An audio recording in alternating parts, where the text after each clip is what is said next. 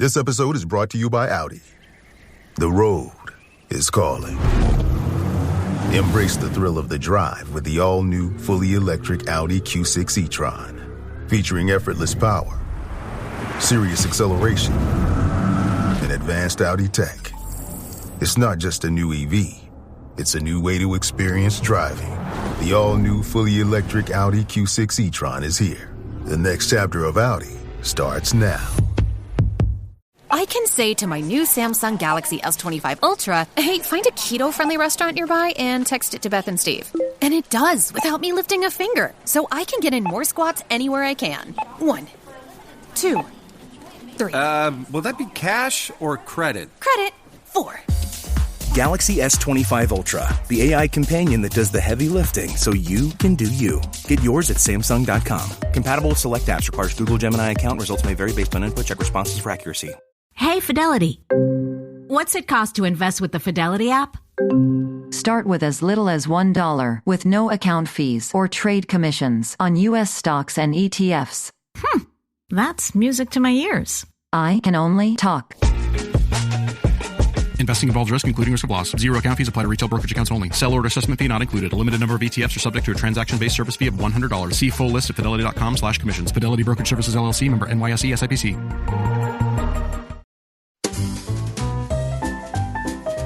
You're listening to the Animation Addicts Podcast with the Rotoscopers. Episode 276, Barbie in the 12 Dancing Princesses. Nostalgia strikes again.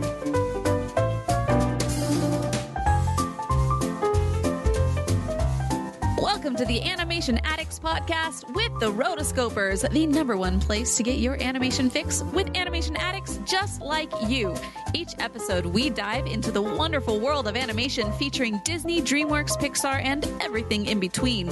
From hilarious discussions and movie reviews to interviews with industry insiders, this show's mission is to brighten your day through our love of animation. So hop on your nerdy couch, grab some snacks, and get ready to hang out with your animation besties because it's time to dive into today's episode. Hey there, Animation Addicts. I'm your host, Morgan Stradling. And I'm Chelsea Robson. And today we have a very, very fun episode with a very special guest. So let's introduce our guest first. We'll keep you waiting on what our episode's about. First off, welcome to Sol Carlos. Yay! Hi, everybody. Thank you so much for having me. I'm so excited. We're really excited about this because for multiple reasons. Sol has been one of our patrons for a long time, like several years, and you've heard her voice, you've heard her send voicemails, and so I'm sure for our longtime listeners, you'll be able to recognize, like, oh yes, I remember that voice with the great comments. Wonderful, but also, Sol has garnered quite the following over the last couple of years on her own accounts, on the TikTok sphere. And she's quite the fun follow, especially if you speak Spanish. If not, then, you learn some Spanish. It's cool. So Sol, tell us a little bit about yourself. Well, first of all, thank you for having me. Again, I've been a patron for so many years now, so this is very surreal. Let me see. Well, I'm from Argentina originally, but I lived in Venezuela, Mexico. I was 9 years in Houston, and I recently moved to Miami. And yeah, I make content about self-love, women supporting women, just positive content, because there's so much toxicity online, and I just wanted to make a safe space for people, a good mental health place. So yeah, That's just me. And I love animation, obviously. That's why we're here. And I'm kind of scared because originally I suggested you guys doing a Goofy movie too, and that didn't go so well. So I suggested this movie, and now I'm scared. But we'll see. We'll have fun. Oh man. I don't know. You can't go wrong with the Barbie movies. It seems from the two that I have seen, they seem to be pretty good. So I guess we should let people know today we are reviewing Barbie in the 12 Dancing Princesses. So this is going to be a super fun episode. But before we do, I know I'm going to keep you waiting. I know you're chomping at the bit. This is you want to get into the movie. But first, we're going to do a special game called Catch and Fire with Sol. Lowe's knows what makes SpringFest savings even better are member-only doorbuster deals. Right now, rewards members can save $40 on an Allen & Roth Chesler Gold faucet. Was $99, now $59. Plus, save $110 on a Cobalt 40-volt battery trimmer and blower combo kit. Was $279, now $169. Lowe's, we help, you save. Valid through 3/24 while supplies last. Program subject to terms and conditions. Details at lowes.com/terms. Subject to change. This episode is brought to you by Indeed. When your computer breaks, you don't wait for it to magically start working again. You fix the problem. So why wait to hire the people your company desperately needs? Use Indeed's sponsored jobs to hire top talent fast. And even better, you only pay for results. There's no need to wait. Speed up your hiring with a $75 sponsored job credit at Indeed.com/podcast. Terms and conditions apply.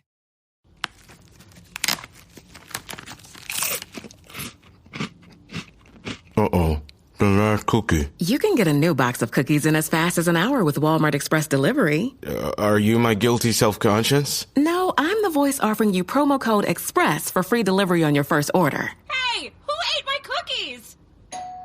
You mean, these cookies? Order now. Welcome to your Walmart. Promotion valid for first express delivery order. $50 minimum subject to availability. Restrictions apply. All right. Are you excited about this? I'm so excited. Have you been wanting to do Catch and Fire like your entire life now since knowing us? This is like bucket list. I can finally, I can help you make your dreams come true today, Soul. We're going to ask you Catch and Fire. Well then, how about a quick round of Catch and Fire? Catch and Fire? You mean me? You're the only one with enough courage. All right. What was the very first animated movie you remember seeing? Finding Nemo.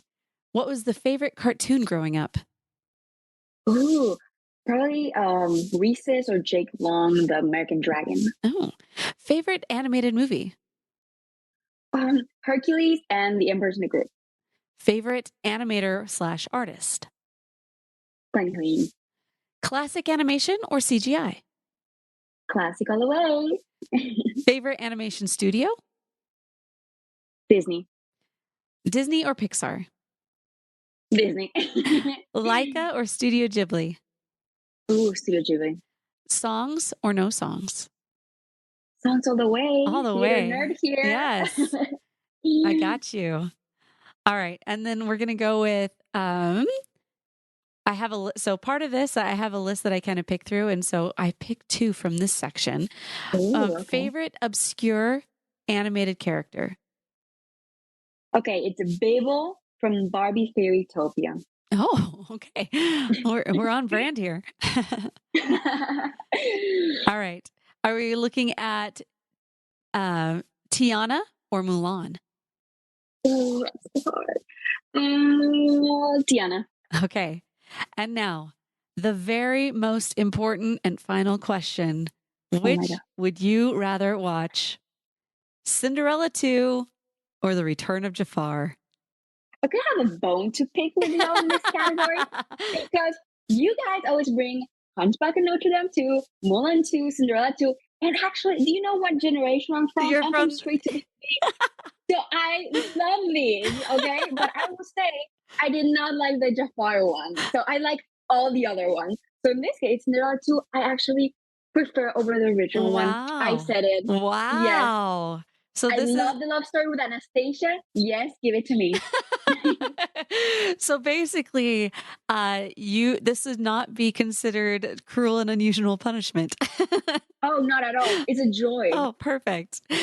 Well, I mean, I could have thrown in The Land Before Time 13, The Wisdom of Friends. See that one? No, I'm good.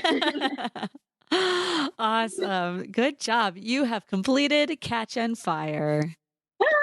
Yay! I survived. You survived. You will survive. So when we were deciding what movie we wanted to do, we just wanted to bring Soul on, and we were trying to figure out what movie should we do. And and Sol recommended we do one of the Barbie movies. And so we opened it up to her as to which one to do. Now, you'll remember we've already done the Princess and the Pauper, right? Is that what it's called? Barbie and the Princess and the Pauper. So we've done that one, and that was surprisingly amazing. And so we opened up to Sol and said, hey, you pick, what is the next best one? Because we didn't want to just, we want to keep it high. We want to keep it on a great high note. And so what's the reason why you picked this one for us to do? Oh, this was so hard because, again, hardcore Barbie fan here. And, I kind of asked my audience, like, what is y'all's favorite? And, a lot of people were saying Princess and Charm School, but that's more of like a newer one. A lot of people were saying also Three Musketeers. And I wanted to go with more of the OG, right? So to see more, because you guys saw Prince the Pauper, I wanted to keep it kind of like that vein. And people are obsessed. And that was my favorite also, 12 Dancing Princes. So I feel like it was a good mix of people wanting that, but also keep it like old school, So you grew up with the Barbie films, right? Yes, I was the target audience. Like how you guys were like the Swan Princess. What if you guys was the Swan Princess? The Swan Princess was us. So and us. For my generation, for people watching, I'm from 1997. I'm going to turn 25. And this was it. Like I was the target audience for this movies. I was obsessed with them, all of them. And again, they were like a marketing technique. But funny enough, I wasn't so much into the Barbie dolls. I love the movies, but I was more of like a Bratz, my scene, so maybe the marketing didn't work for me. But definitely I was at the age range. And to this day, it's still so relevant. Like I post stories about it, that I was watching this movie again. And everyone was like, oh my gosh, I need to rewatch it. It's my favorite movie ever. It's still so relevant. You can still like quote it to this day. And so many years later, it's still relevant to a straight to DVD movie. We're talking such a small cult following, but it's strong. Yeah, it's crazy. One, nostalgia, it really can get its hooks in you, no matter what it is. And I feel this generation, kind of this Gen Z, the if you were a girl, this Barbie franchise was it. And it started, we kind of talked about this, but they started in 2001. That was the first one, Barbie in the Nutcracker. And there was a whole bunch. This is the 9th one in the series. And then they stopped in around 2017, but then recently they brought it back in 2020 and Barbie is back. I mean, why would you ever stop it? I know the market has changed. Back. Barbie is back. I see Lisa Lionheart came in for a little bit and she took over for a bit, but now Barbie is back. So, okay, let's talk about this movie. Just the studio, Mattel Entertainment, director Greg Richardson was released September 10th, 2006. So like we said, this is the 9th in the franchise. So by this point in time, they've really kind of found their groove. And you can tell because this movie, for me, even in the 2 years from The Princess and the Pauper, the quality is so much better. I feel like the other one, there must not exist a clear version of that movie out there because every clip I've seen online, when I watched it online, it's like, oh, my eyes, they hurt so bad. It's so grainy. But this one, I felt like I could watch it like a normal person and not, even though it's not in the, HD format or whatnot, it was better. So thank goodness. So there's that. And then as far as budget, we're not really sure. And it doesn't seem like they released any information on how well it did in, DVD sales. Other than it says in 2006, Barbie and the 12 Dancing Princesses debuted #1 top DVD sales chart. So when a new Barbie movie came out, people paid attention. It sold nearly 500,000 units in its first week, 15% more than previous Barbie themed movies. So they're giving us numbers, but we don't necessarily know. So it's definitely made a couple million at least during that first week. So I'm pretty sure this was not critically acclaimed, but it financially did very well. Hence the hopefully 22 other films that we've been since. That's all I care about, That's all I care about. I just don't want them to lose money. So we got to be able to do this again. That's all I care about. Get back the initial. And it's interesting because they were doing so many like straight to DVDs. Like, Polly Pocket was making their own movies. Bratz was making their own movies. My Scene was doing their own movies. But it's so interesting. What Barbie was doing was so different that I feel like overall they still stay the most relevant and popular in the game, definitely in this time. Yeah. I feel like Barbie just has something, that magical thing that she will continue to be relevant in some way. Right. Yeah, I have a friend who's an influencer, and she recently posted, like, she got a big PR package from Barbie, just filled with tons of Barbie dolls, the iconic pink. And it was to celebrate Barbie's 60th anniversary, which is either this year or coming up. And hold on, I gotta sneeze.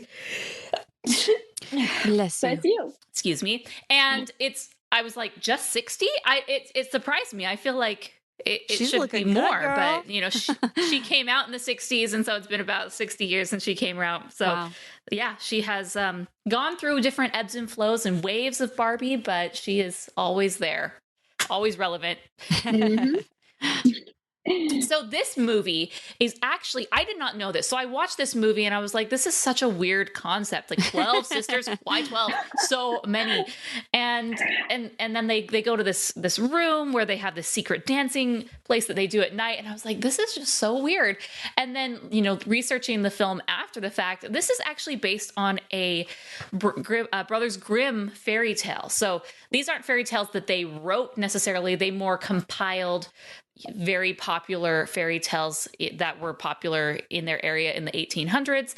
And this was one of them. Obviously, some are more popular than others. This one was a little bit more obscure to me. And the actual fairy tale is called The 12 Dancing Princesses. So do you want me to give you a little synopsis so we can compare and contrast how it differs? Okay. Please do. So there, same thing. There are 12, as in the name, there are 12 princesses, and they sleep in the same room in 12 different beds. Again, if you're a prince or a king, like really couldn't get them their own rooms, or at least 3 to a room or something. But again, the same thing. it's like we're all, okay, you got your one spot, I get all the other rooms. But so every night their door is locked by their dad. But in the morning, he discovers that their shoes are all worn out, as if they've been dancing all night. And he's really confused by it. And he asks them, what's this all about? And they refuse. So he decides that, he's not getting any answers from his daughters. So he's going to put out to the kingdom to any man who can discover their secret of the dancing shoes, he doesn't know it's dancing yet, but of the worn shoes. If they can do it within 3 days and 3 nights, then they will inherit the kingdom. I'm like, wow, you do not care about your posterity and your daughters. Like you're at all in your daughters. You're more invested in finding out their secret that you're willing to give it all to someone. So tons of different suitors and men come, and they can't figure it out. But then there's an old soldier who comes back from war, and he says, hey, you know what? I'm able to do this, because what he did is when he was in the woods one day, there was an old woman who gave him like a secret invisibility cloak, essentially. And so he's like, I have this. And so I'm going to be able to discover their secret. Basically, I'm going to spy on your daughters while they're sleeping. Real cool. Awesome. Yes. And I'll figure it out. So the first night that he's there now, one important thing, if the princes can't figure this out within the time period, then they're put to death. It's like, you failed miserably. So if you are going to take this task on, you better These be are ready, high stakes. like for life or death. Yes. You better be so confident that you're going to get it right. I mean, that does make sense though. If you're giving everything to this guy, like if this guy is going to just try and like come around, like, no, there's got to be really high stakes. So I respect that. Yeah. So he goes, and then the first night, one of the sisters or one of the princesses gives him a cup of tea, but he remembers that the old woman warned him about this. And so he pretends to drink the tea, but throws it away because, secretly they're spiking the tea. So that way it puts him into a deep sleep. So he's able to sneak into the room and realizes that once everyone's asleep, they dress in these beautiful gowns. They go through a trap door at the bottom of their room, and it takes them to kind of like this foresty area where they then meet 12 princes who are waiting up for them. And they dance all night with the 12 princes. And that's one of the reasons why that the shoes are worn out at the end of the day. And they have to take these boats to, get to a different part of this area. And one of the younger princesses princesses is complaining. She's like, hey, why is our boat going so slow? Prince, like, pick it up. And it's because this guy, this soldier is in the boat. So he's weighing him down a bit. So this happens, and he goes for 3 nights in a row.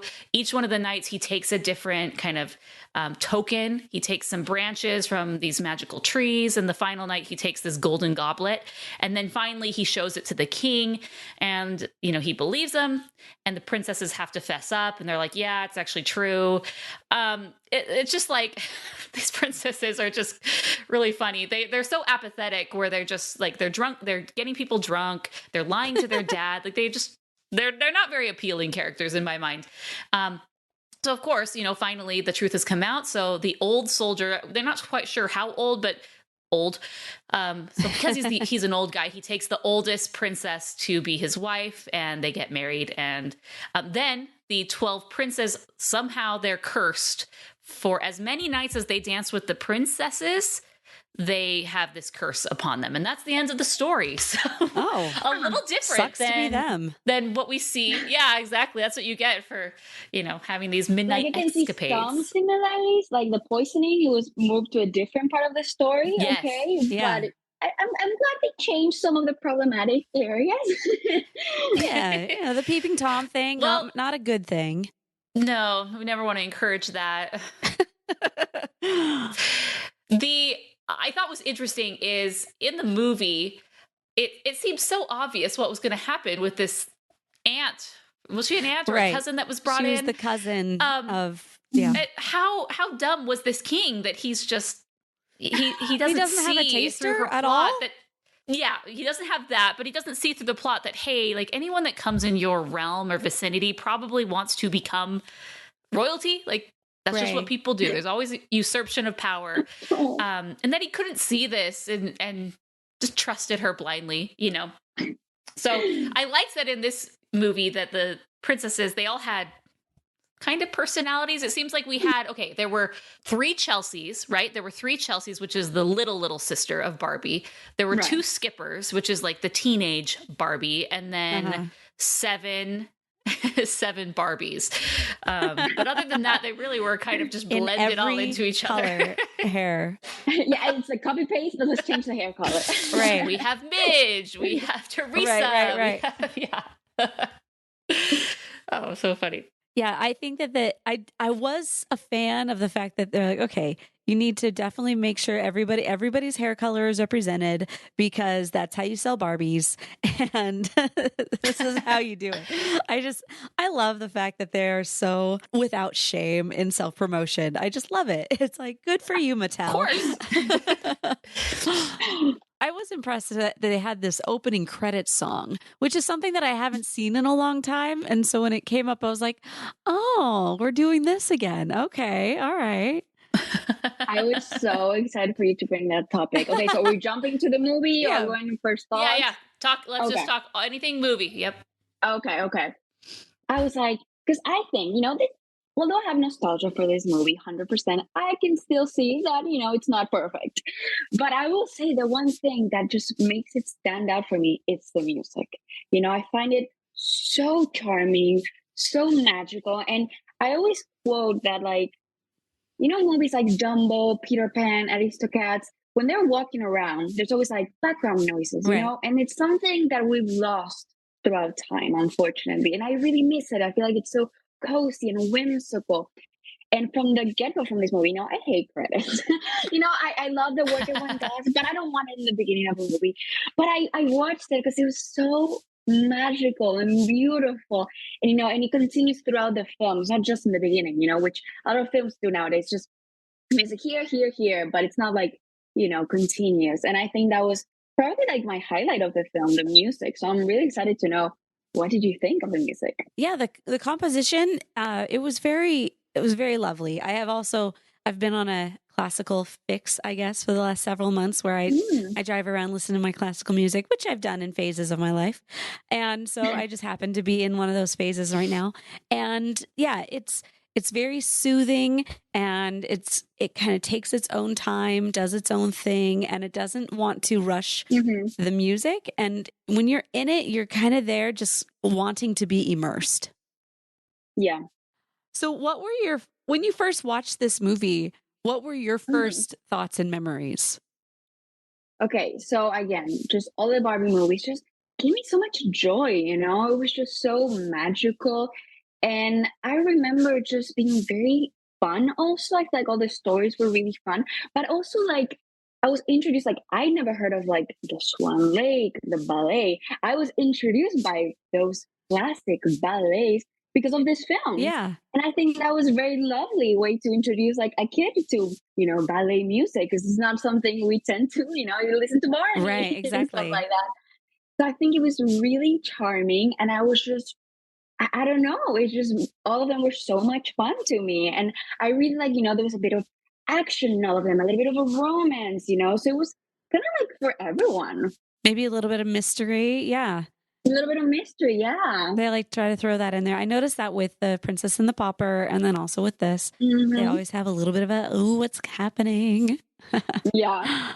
Even though it's obvious. Right. Completely obvious. 100%. So back to the Barbie. The Barbie. Okay, so with the 12 Dancing Princesses, we talked about there's these 3 different age groups of the princesses, but they also have unique names, and they each has their own flower and their own color, gemstone, which I thought was interesting. And I never would have noticed this really. I did unless notice the I different was flowers. looking it up. Yeah. And they're all different ages 22 to 5.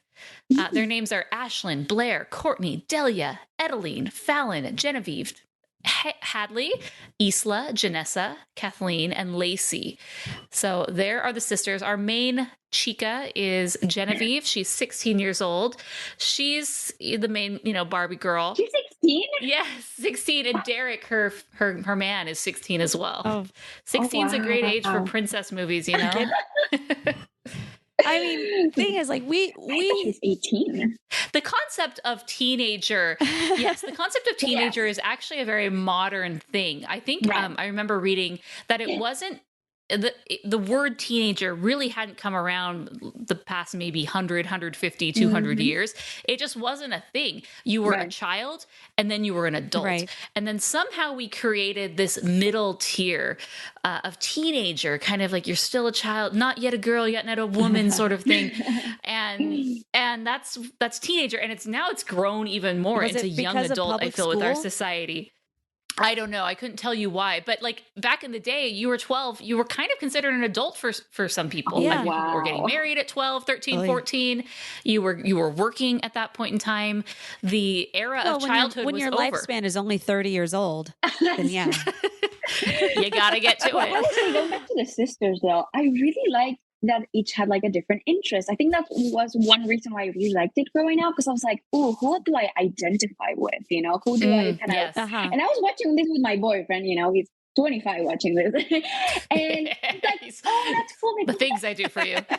He's like, insects, that's what I did growing up, So I feel like everyone kind of could see themselves maybe identifying to one of them. It's like, oh, the bookworm one, or, they're quirky. I like that they were... they each had their own unique personality. I like that. The lineup really reminded me of Sound of Music. Oh my God, no! But they're like bringing in the new governess, and like, except like, it's the governess that's being the general, I guess. Cracking the whip over here. Yeah, this poor king can't get it done. He has had 12 different chances for to get that heir, and all 12 were girls. Nothing wrong with girls, but we know how it was back then. They had to have the male heir in some kingdoms. But man, yeah, no wonder the mom died. Like, 12 kids. I mean, we're talking medieval times. All right. Nowadays, doctors, after 12 kids, well, you have 4 singles. Or were there 7 singles? 7 singles, a set of twins, and then a triplets? Oy.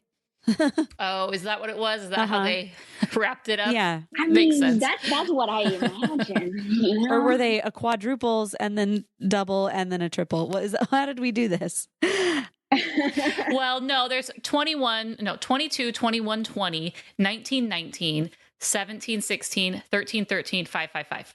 So it looks like triplets and 2 sets of twins, possibly, because there's 2 19-year-olds. I mean, Fertile Myrtle over there is getting it done. Oh yeah, she's the fraternal twin of Ed and so they're twins, and they're triplets. Yep. So I mean, okay.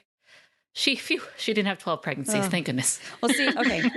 Here's the thing. I'm the youngest of 6 kids and three daughters, 3 boys, 3 girls, 3 boys.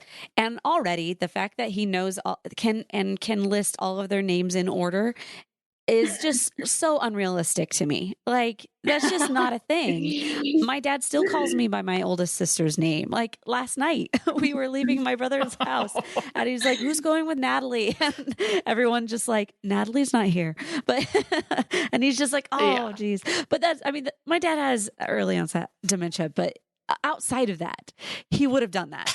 So it's not like it's a new thing. Like my entire life, this is a thing. So 100% not realistic. This dad obviously would 100% be not misnaming his daughters. And that would have made it more of like, yeah, that makes sense to me. I thought it was so like wholesome though, the relationship he had. I mean, sure. he made a mistake with the cousin. But I really like, I don't see that in many films where the dad is so like, invested in his daughters, so proud of them and lets them be themselves. I thought it was really wholesome how they all got to his room and were like worried about him. I feel like nowadays, especially Disney Channel, it's like, Dad, I hate you. Right. Like, yeah. There's a lot of that. And I thought like, oh, this is quite wholesome and charming. Yeah. Yeah. That is something that I lament when I watch a lot of shows and things today. Is just like, I guess the breakdown of the family is just such a, I guess they're trying to be more realistic, quote unquote, with that. But it's like, shouldn't we aspire to something? Shouldn't we like have like at least have something that would be an aspirational like picture on the wall? Yeah, I think it's good to have both things. Like Encanto did a really good job with like showing, especially in Latin America, those dynamics and stuff like that. Mm-hmm. But but it's also, like you said, it's also nice to see like a wholesome example. Exactly. it can be possible. Right. No, 100%. So what do you think of the main girl Barbie? Because, it's so interesting because my boyfriend was confused. He's like, okay, why is not her name Barbie? Because the title is Barbie in the 12 Dancing Princess, but she's Genevieve. Like, well, no, in this world, she's an actress. Right. Come on. How do you not know this? But I feel like, I wish we could have more of her. Her only personality trait was that, she was late for things. Yeah. But I like that, she was caring to her little sister, and she couldn't get on her bed. She was like, I'll help you, So, she had a good heart, but I wish she had a little bit more to her character, I guess. I think that was through all of them. I wish that there would have been a little bit more of like, there was some gesturing, like, for example, when they're like, oh, you're amazing, Derek. And then you have the one sister who gives the look like, oh, yeah. Like, I know what you're out here for.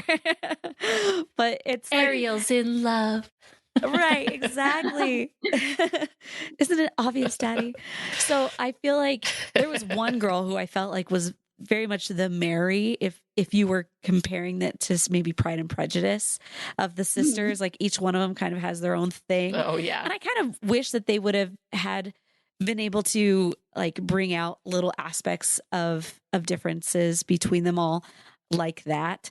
So I agree with that. She like her only, it's funny, her only personality trait is she's late. Yeah. Well, it's hard because of course they all have personalities, right. But when you have 12 actresses, quote unquote, that with screen time that you're supposed to separate on a movie, it singles you down to like your basic component. Right. Like you can have one or two personality traits. Like we're going to give you each a different colored dress and a flower and a gemstone. And then maybe one little personality thing to make you stand out besides your name. Because we don't have time for anything more. Yeah. It was basically the last girl had like a thing, Lacey and Genevieve. Like those are the only two that really had a thing that you would remember. Which normally happens with these big families. It's like, okay, we got the main one and then we got the secondary siblings and the rest are just kind of like, meh, you over there. And I think that's what they, when you throw like triplets and twins in the mix, it's like, oh, we can just like. Why did they have so much focus on Lacey, which is the smallest, well, the triplets, the blonde one? I was like, it's interesting. Like you have the triplets, but you're just focusing on one of them. It's like interesting choice. She's the youngest of the youngest, so. Oh, okay. She's the littlest of them all, I guess. But I was saying Barbie kind of like created the girl boss kind of trend that we see nowadays, even before it was a thing. Oh, yeah. Because if you look at these films, yes, there's romance, 100%, but it's not the main focus. And I kind of like it because it's subtle. Nowadays, I mean, I'm all about, the girl boss, love the representation, 100%. But sometimes it can feel like kind of in your face, like obvious. Well, this was kind of more subtle, and almost all the Barbie films, like there's love, 100%. But Barbie's never saved by the guy. She's always kind of like, it's not the main plot of the movie most of the time. She's kind of gotta have the love in there. Every girl's gotta have some love in there. Come on now. But I like that it wasn't so obvious. It was more subtle. And I was like, oh, I can appreciate that. That's cool. Yeah. I like the aspect of them all being in the same room, though, when you guys were saying that. Like my oldest sister, Natalie, she has a house that has one giant room for all of her boys because she had 4 boys. And she was just like, I do want you guys to all be in the same room growing up, because that does, one, it would hopefully calm down, somebody who may be doing things that you shouldn't be doing, and making sure that everybody's like, okay, come home on time. You can't be making other people. Yeah. Adding that accountability to there. But then I'm thinking the 22-year-old had to go to sleep at 8 p.m. I was like, oh my God. 8 p.m.? I get it for the triplets, but that actually sounds glorious. Oh no. I'm a night owl, so that could not work. No, I get that. No, I'm definitely more of a morning person. And so you get me at 10 o'clock and I'm dying. I'm like, I need to go to bed. I'm so tired. One day too, Soul, you will understand. You won't. It's impossible for you to understand now, but one day, I know. But so you like the idea of all of them sharing their room, huh? Because that to me, it sounds like a nightmare. A lot of personality. It was odd, but it kind of felt very orphanage to me, to be honest. Where you see the old school orphanages where they're all just in one massive room. Yeah. Oh no. I mean, the fact that they had everything, at least at the beginning, against their own part of the wall made them separate more. And then she made them move them all into the middle. Then that was like too much, because that one, you no longer have a space. You are just the bed. Like, sucks to be, you get a bed and a trunk. But before, they had like their little part of the wall, and they could do their own little thing maybe. Yeah. If I were to do something similar, I would want it to be like more age based. So maybe like the olders over here, the mids over here, the youngers over here. But at the same time, that does create a boundary in family. For example, like it was always like the older 3 and the younger 3 in my family. And so like my older siblings, granted, she's 13 years older than me. And so there's going to be a difference for sure. But like even then it was like I just didn't have the same relationship with the older 3 that I do with the younger 2. So I can see the benefits of both, of just being able to, when you're sharing a room, you're able to see more of who a person is. And it's like, you think about it. I saw a graph the other day that it said the time spent with your siblings it's like a lot as a kid, and then it plummets at the age of 20, and you really never see your siblings again. And I mean, not never again, but it's like the same amount of time spent, like your relationship with them is most likely going to stay however it is. And so, I mean, could be problematic. It could be wonderful, but I guess putting them all in the same room gives them time and space to fix things as they grow up.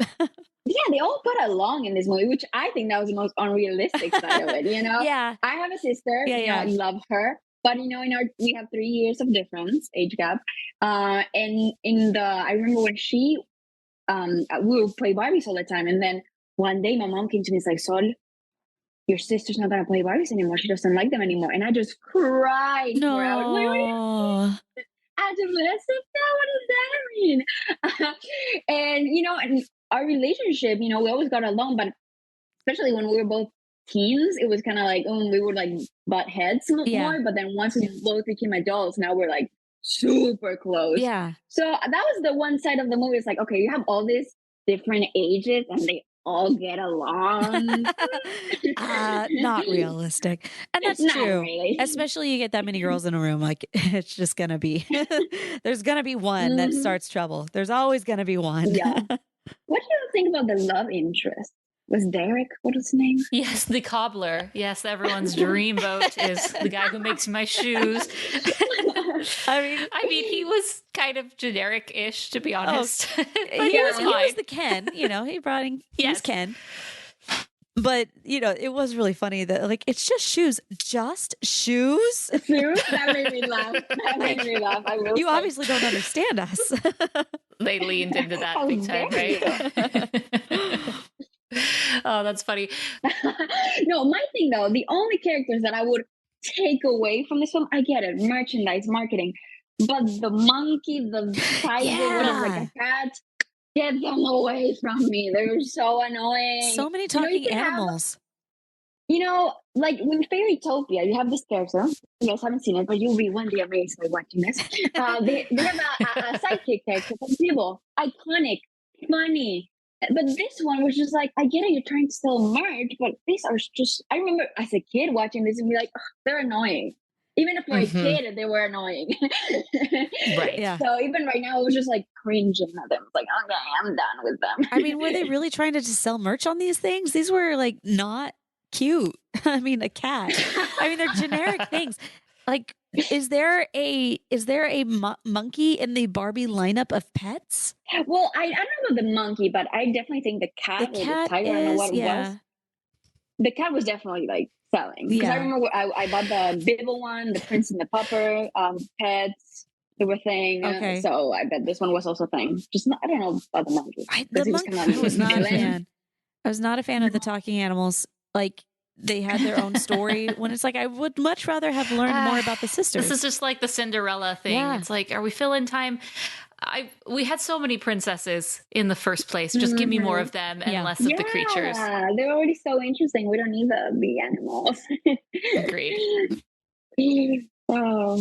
So what did you think about I mean, we kind of talked about the origins of the story, but the idea that, they were dancing all through the night so much that every single night they wear out their shoes and they need a new pair of shoes, and that they go to this secret, in this movie, it's like a secret land, they have to figure out the code, and then it takes them to this other dimension almost. See, I will say though, it took them that long to figure out that each book was the same from the floor, but that's fine. That's fine. That's what I was like, how did they not notice that one that one cobble would glow every time they stepped on it? Like, it was the first one, right? See, in 22 years, no one ever did. This is my theory. So the mom left them the books. So I feel like the magic didn't work until they all got their books, until they were all at least 5 years old. So that was my theory. That's why it worked once they turned 5. Because everyone had them, so they could all go together and share this memory as sisters. Just got to make sure that the 22-year-old is locked in the room and tell them. Yeah, you can't get married yet. What about the Duchess? What do you think of her as kind of as the villain? Oh gosh, she was like hardcore villain. Yeah, I mean, I'm not going to say it's the best villain ever, but, she had a reason. She was evil. I mean, poisoning your own cousin. I mean, yikes. And, yeah, I mean, she was tough on them. Like, that schedule and everything. I mean, yeah, I think she was a good villain overall. I thought that was funny, though, that, like, the main villain of this movie was the alarm clock. I mean, if you're going to bed at 8, like, really, you should be fine to get up at a decent hour. Like, you need 12 hours of sleep? They were tired because they spent all night dancing, which I don't know how you do that. I mean, I think they definitely made it over the top obvious that she was the villain from the very beginning. The look, the side gaze, the line, dun dun dun. But I didn't expect her to be that like that evil to go ahead and just poison the guy and just and like you saw her like ha ha ha, and it's like every day he like goes to drink, and I'm like, oh my gosh, because you don't see him for a while right after the first one. I'm like, did she just kill him? Is that like the last time you're gonna see of this dad? This is really took a dark turn quick. Well, also that when things get bad for him, he just signs off temporary custodianship of the kingdom to her, and I'm like, why her? Why not one of the daughters? Like, are you so dumb? Are you so dumb? Just have so we can sort of tell that trust. She wasn't that respectable. If you see her carriage, it was all like broken, destroyed. She had like nothing going on. So it's like, why do you trust her so much? She clearly doesn't have her things together that much. Yeah, she learned a lot of like fancy ways to walk and talk, but why do you trust her? I mean, she obviously didn't win Miss Congeniality at her prep school she went to. I was shocked though by the ending. How like, correct me if I'm wrong, because the whole curse of her like to dance forever, was that taken from another story? Because that sounds really familiar to me. I remember there's like another story where like the bad person just dies because they're dancing forever. And I was like, oh, that sounds really familiar. I don't know if they borrow that from another story or something. And I was like, wow, that's cruel. I will make you dance. And the guy, the henchman, was loving it. He was like, I don't care. He was like, this is great. There's a fairy tale of the red shoes, the story about a girl forced to dance continually in her red shoes. And why do they have to be red shoes? I don't know. I mean, it seems to be like a trend, You have Wizard of Oz, then you have the red shoes. Yeah. No. Yeah. But what do you think of her ending? Do you think like she's gonna die? Is it hinted at it, or are they gonna save her? I didn't know what they were going to do. As far as punishments go, it's a pretty decent punishment to just be like, no, you're just gonna like, instead of putting you into like a cage, you're going to dance for the rest of your life with this guy. Very on theme for the movie. Right. Like something that you did not like. So therefore you get to do that forever. So and ever. I have a question for you. Are there any, has anybody ever done some of these dances for TikTok? That's a great question. No, I haven't seen it, like the ballet, because ballet is not really hip nowadays. Right, on TikTok. But I do see people like reacting, like for Halloween, a lot of the girls dress up as, Barbie from the movie characters, like this one late one, and they play the music on the background. Right.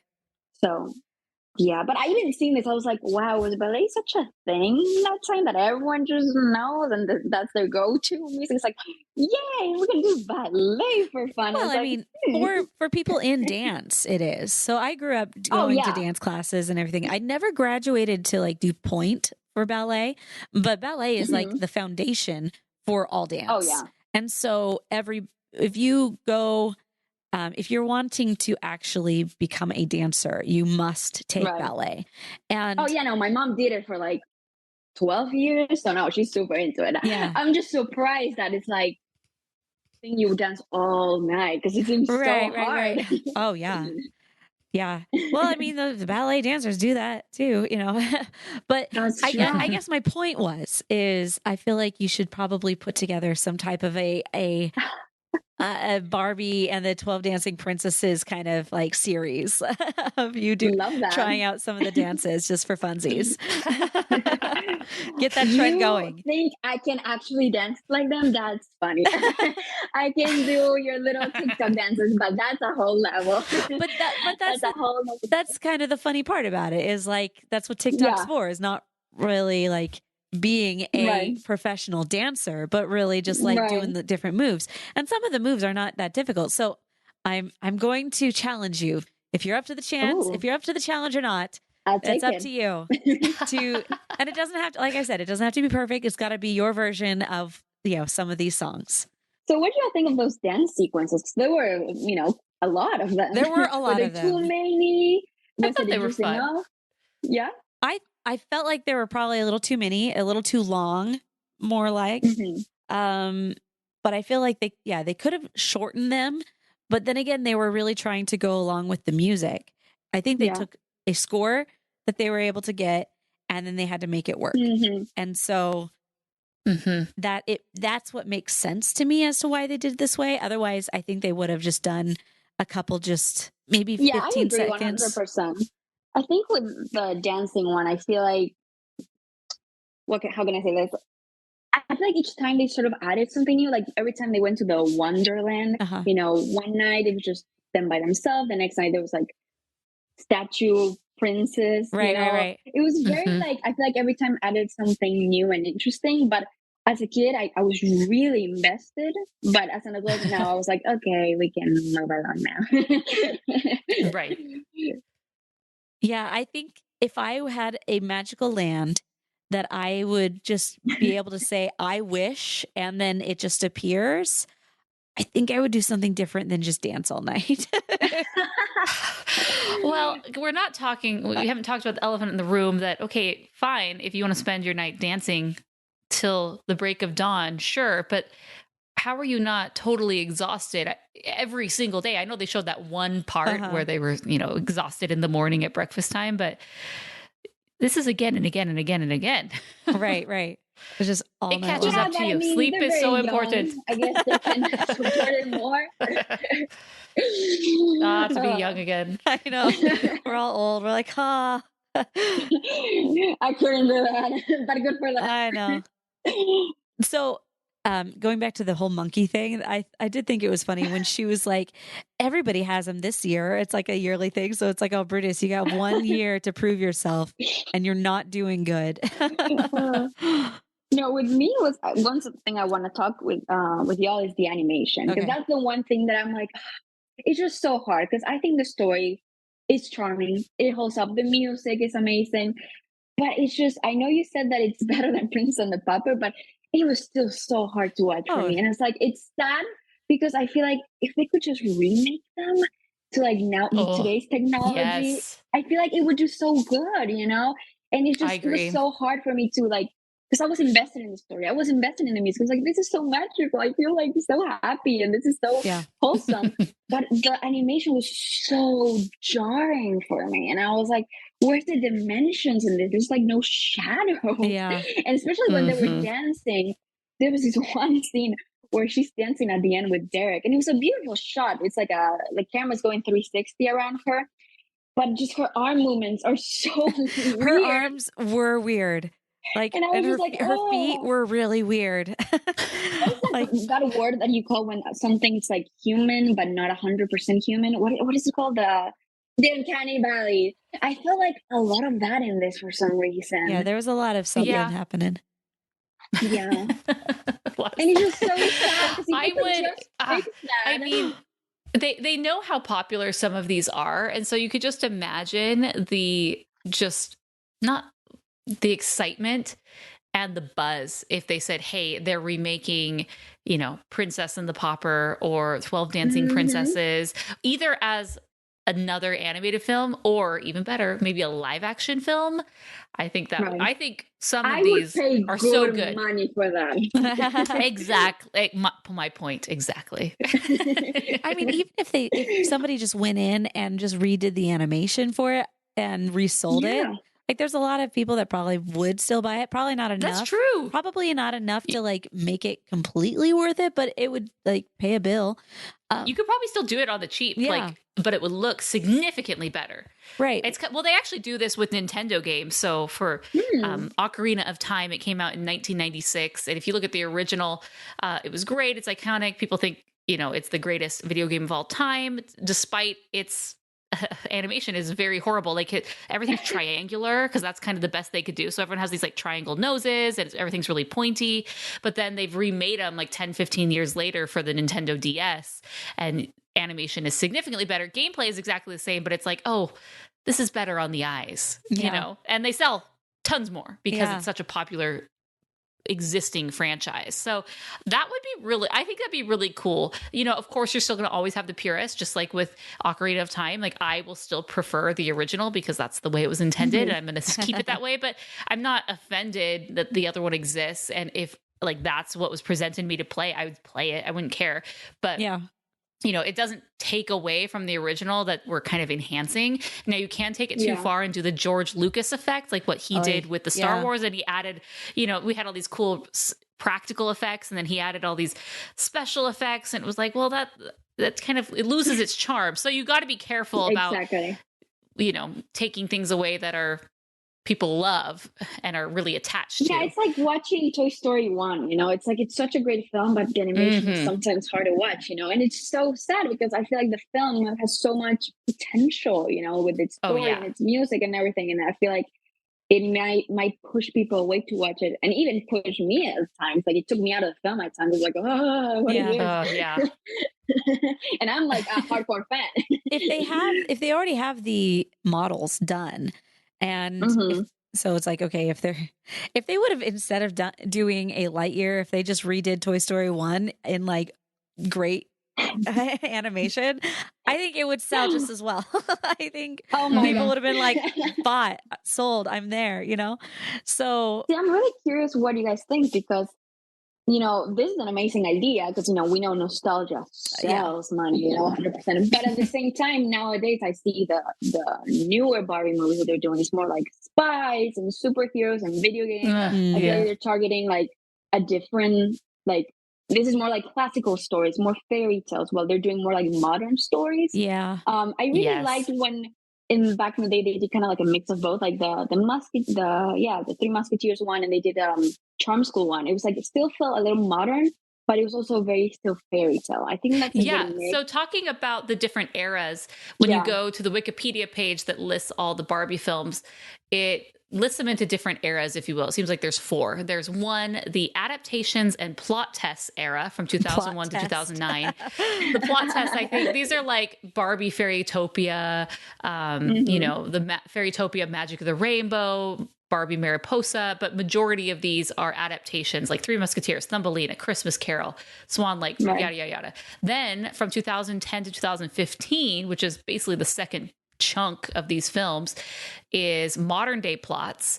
So that's where we have the Charm School, Perfect Christmas, Mermaid Tale 2, Princess and the Pop Star, Secret Door, all of these. Then the era 3, they just called it the end of the home video releases. So this is just like, okay, they fit into something else, but they're like the end of it.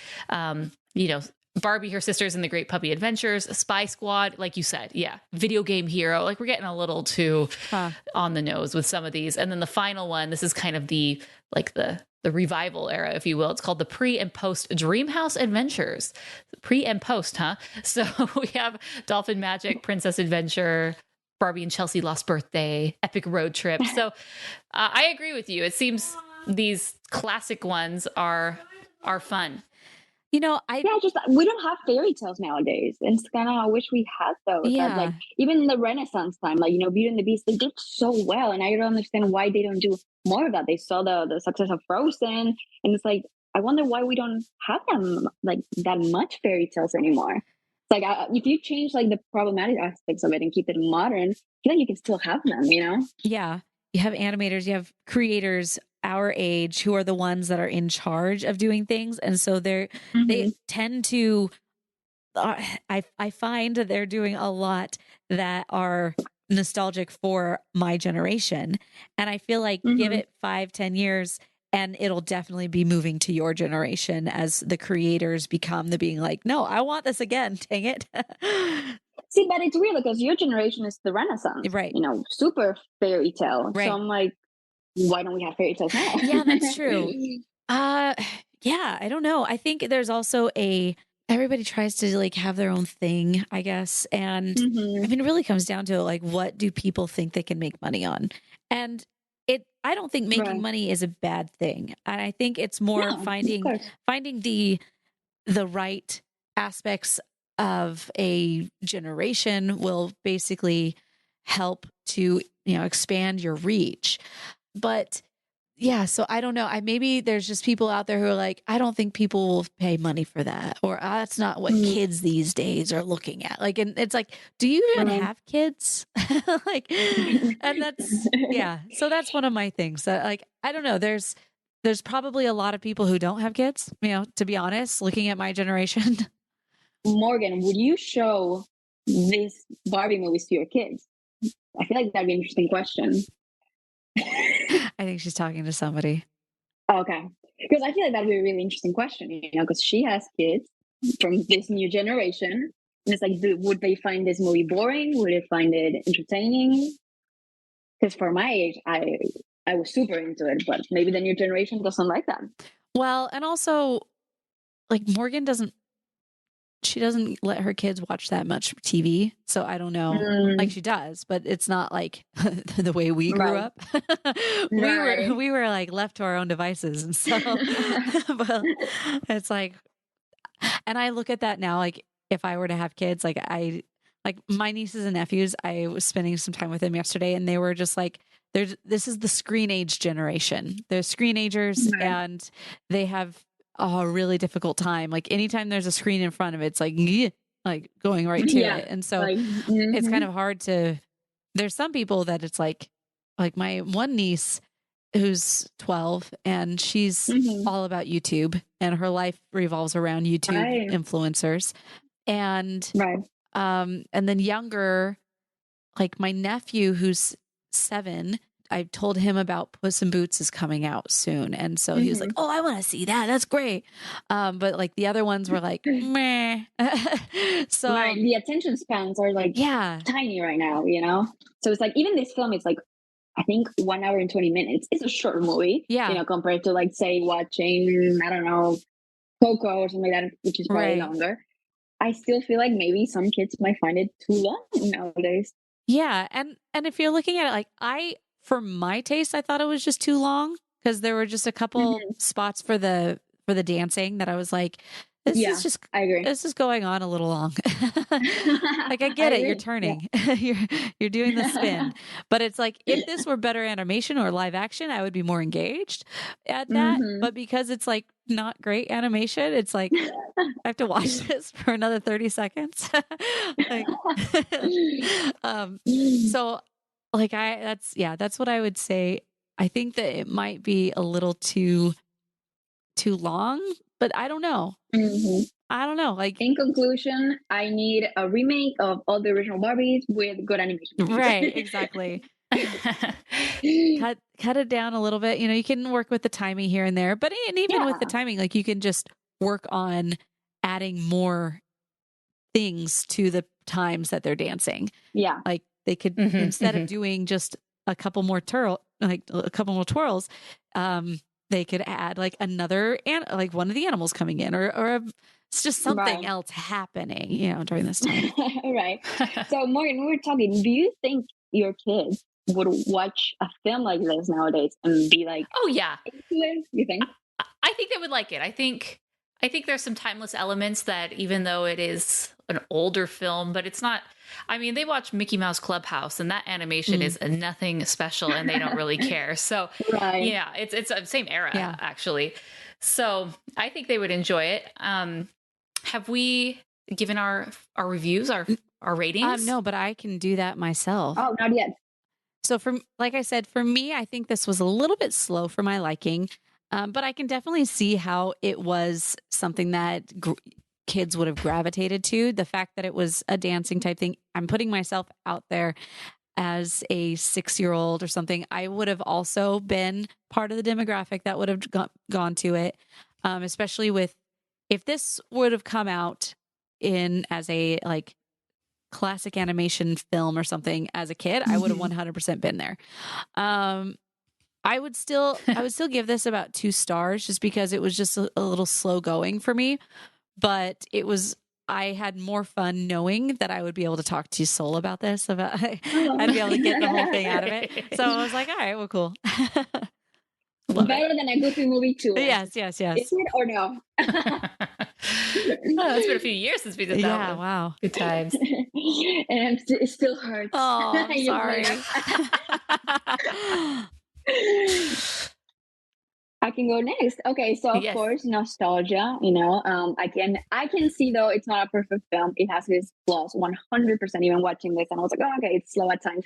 But when I was a kid, I was like, dancing with them while they were dancing. Yeah. I was part of this film, and even just listening to the music, it just got me so emotional because I feel like the music is really, really like even every time they would like step on the thing, it was just so I don't know magical to me. That's the only word I can think of. Yeah, I would have definitely put So I myself in that position. Yeah, Created and my own so little blocks. I was part of the 12 princesses too in that moment. So it really gave me such wonderful memories. But as a film nowadays, I know it's not perfect, but I'm still gonna give it like a 4 out of 5 stars. You know, nostalgia playing a big part of it. The animals are annoying. I can accept that. You know, there can be some better storytelling, but there's so many positives for me in this film that I can't ignore. Oh yeah. Let's see. I'm going to give it probably 2.5 stars. I enjoyed it a lot more than I thought. I wasn't blown away like I was The Princess and the Pauper, but I thought it was intriguing. Having not even known that it was based on a fairy tale, I still was drawn into the story. It had some interesting elements. It was definitely predictable. Yeah. You know, as soon as the Duchess was brought in, it was like, oh my gosh, we know exactly what's happening here. You know, she's going to be the bad girl and create a lot of drama. But overall, it was just fun. Could have done without the animal sidekicks. Again, I just don't understand the rationale behind this constantly, but maybe it must be to appeal to the 4 and 5-year-olds, and we just have to deal with it. But other than that, it was a fun adventure. And again, I can see why the Barbie franchise has its own eras, let's say. Yeah. It has so many films that it has its own eras because they really knew how to do it right, especially in this first era where it was a lot of fairy tales and classic stories. I will say though, with there's so many Christmas carols movie, and as an adult, I rewatched the Barbie one, and it holds up. I think it's like one of my favorite Christmas Carol stories. So we'll have to add it to a potential Christmas list for us. Sol, thank you so much for joining us today. It's been a delight to hang out with you and to get more of your perspective, because you do have a lot of great points that you always make, and it's just been very fun. Thank you so much. I mean, it's super surreal to be here after so many years. You guys, it's like, not many people would geek with you about a Barbie movie. So you guys always we're for you. We're here. Even not just Barbie movies, just any anime movies. Not that many people who, in my close group like talking. And it's just so wonderful to go to a place where people understand you, celebrate you, and you feel heard. So thank you guys for having this platform and this space for so many geeks and nerds of animation like me. And I feel so honored and grateful to be here. So wonderful. Thank you. This has been a great episode of the Animation Addicts Podcast. Of course, if you want all of the show notes and references, go to rotoscopers.com/276 and leave us your reviews and your thoughts on the Barbie franchise. And also, should we go down this path again? Should we do it a third time? Let us know what movie you would recommend our next foray into the Disney princess movie. When I started this podcast, I never imagined that Disney or Barbie princess movies were going to be something that we were going to do, let alone once, but multiple times. But here we are, and I love it. So thank you so much. Thank you to Sol. And with that, until next time, we are the Rotoscopers.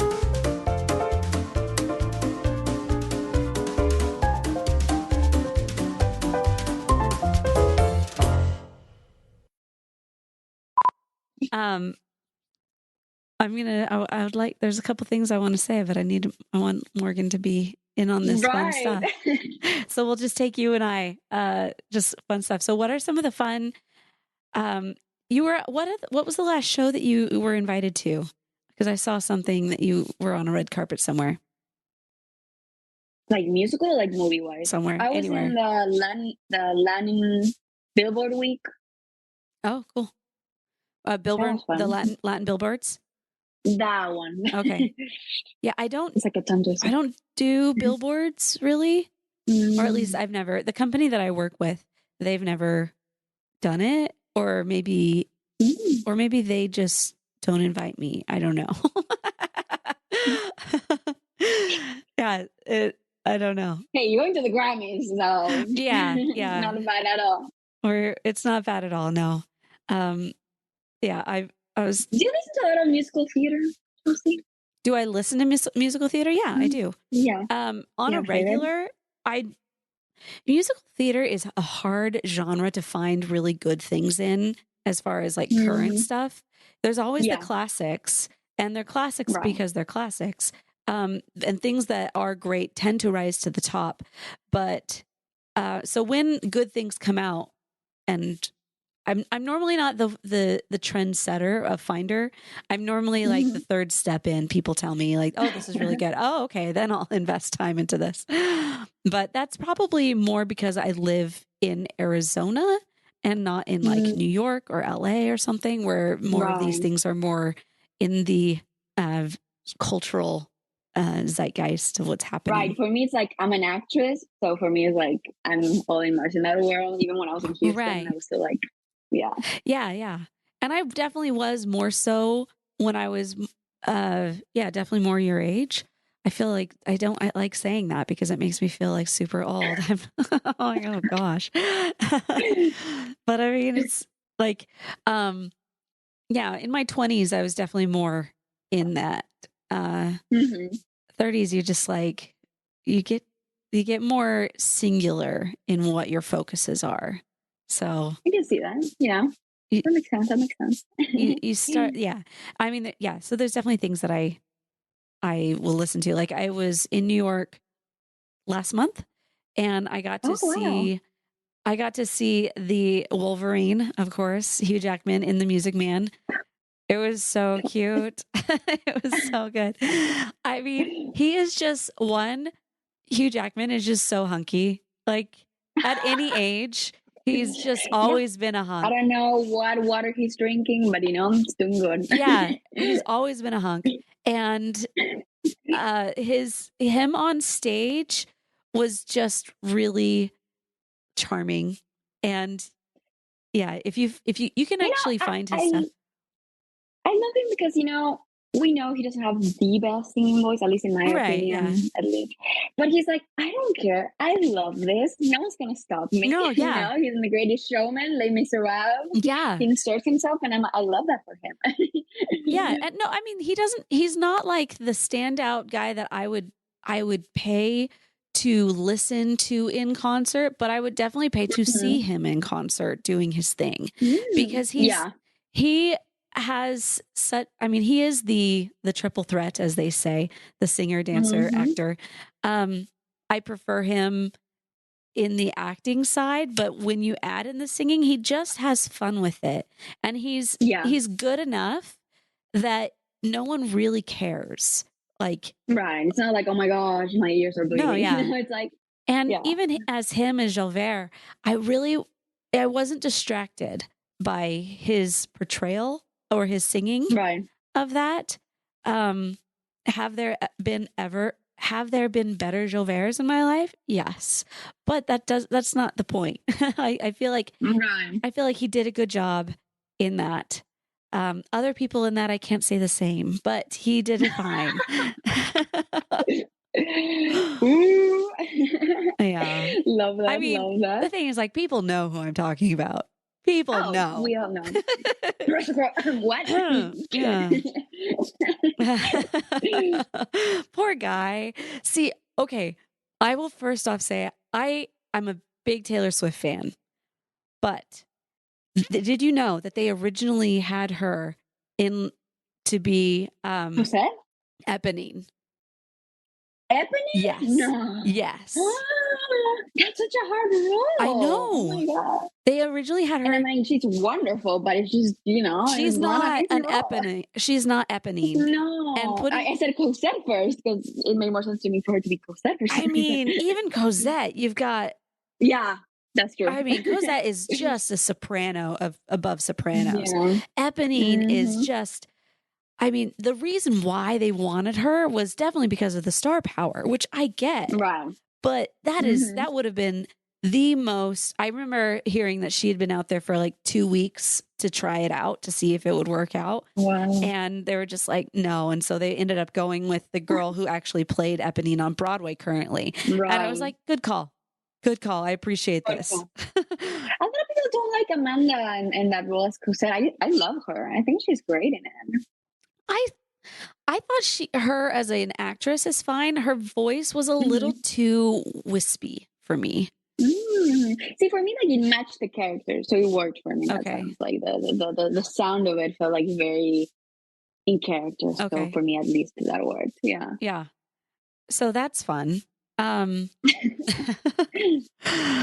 yeah, are you excited for the Wicked movie they're gonna do? The Wicked movie. Is this the musical Wicked, right? I They're have doing seen a so film. many pitches for this that I don't even know what is real anymore. Now it's actually happening. It's being directed by John Chu, the guy who did In the Heights, the guy who did Crazy Rich Asians. Okay, so this is going to be a live action remake? Live action, yeah, which filming. I wish it would have been animated. See, the animated would have made it amazing, and that's the pitch that I've seen. And if they would have done that, I would have been all in 100%. But I feel like animation already is such a niche thing, unfortunately, nowadays. And then Wicked added to it, which is also kind of like, unless you're like a theater nerd, yeah, it's big in my world, but outside our world, it's not that big. So it's like, I would have loved that, but it would have done well in the box office, Well, you would have been able to keep the original voice actresses, and to have them in there would have just made my life happy. I mean, which really they could have just taken songs like these soundtrack and just used that and not even had to re-record anything. I mean, they would have recorded here and there just to like make dialogue, but for the most part, I mean, it's done. So to come in and do a live action, you're having to add different characters and different people, which I love the opportunities given for new faces. Because that's what Broadway is. But of course, when you are taking something that has been immortalized with certain voices, it's kind of hard for anybody to like look outside that. Well, the casting is interesting. So Ariana Grande is going to be Glinda. What? Yeah. I mean, she's solid as they come musically. Oh, 100%. But I find that odd for Glinda. Yeah. I mean, she's been on Broadway. She has a beautiful voice. She was in Hairspray Live. I would almost rather see her as Elphaba. Yeah. Yeah. Or I saw more of like a Nesta, maybe. Yeah. I mean, she's wonderful. My problem is that she's so iconic, I feel like, that I'll see her as Ariana Grande, not as Glinda. Right. That's my only thing. But, I'm ready to be surprised. This was her like lifelong dream to be like this film. So I was like, good for her. She might surprise us, Yeah. And then for Elphaba is Cynthia Erivo, which I love her. My only concern is like the age, because she's in, I think, 38 or something like that. And it's like she's supposed to play like a college kid, and Ariana looks younger than her. But I feel like, they'll make it work. Yeah. Interesting. Well, I mean, with the Elphaba, you can get away with having a different age gap because maybe she decided to go back to college. I don't know. That's true. Like Glinda is much harder to fake an age. Yeah. That's true. And then Fiyero is going to be the guy from Bridgerton, Jonathan Bailey, which he's been in like a lot of musicals. Okay. So I wanted Jordan Fisher though, but I feel like he'll be great too. We're having a Broadway discussion. Oh, Morgan. are you back? Oh, nice. I returned. Sorry. We're talking. Hey, I'm always down for Broadway talk. So this is a good chat. Good chat.